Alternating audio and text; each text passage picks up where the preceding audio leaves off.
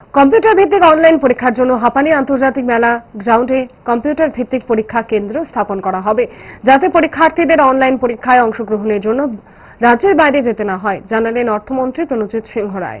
যেমন আইবিপিএস বলুন, আরআরবি বলুন, এসএসসি বলুন, different computer examination class 12 university college থেকে বাস এর জন্য বিভিন্ন জায়গাতে এরকম করা হয়। তারা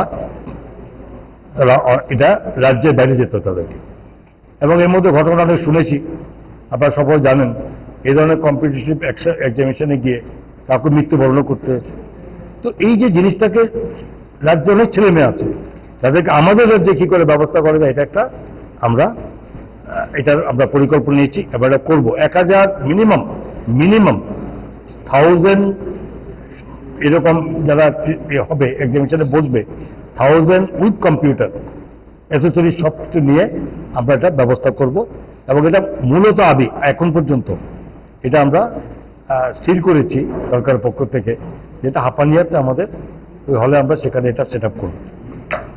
প্রয়োজন যদি বেশি হয় হবে, এবং তার মধ্যে তো সব এক্সামিনেশন একসঙ্গে হয় না, সেপারেট হতে পারে, বছরে 2 বার 3 বার 4 বার হতে পারে। কিন্তু আমরা এই ব্যবস্থাপনা যাতে রাজ্যের বাইরে কাউকে না যেতে। ফাস্ট ফুড তো ফাস্ট লাইফের একটা পার্ট, সো প্রবলেম তো হবেই, বাট আমার সলিউশন তারা 5 দশক ধরে গ্যাস অম্বল ও পেটের সমস্যার একমাত্র সমাধান গ্যাস নল।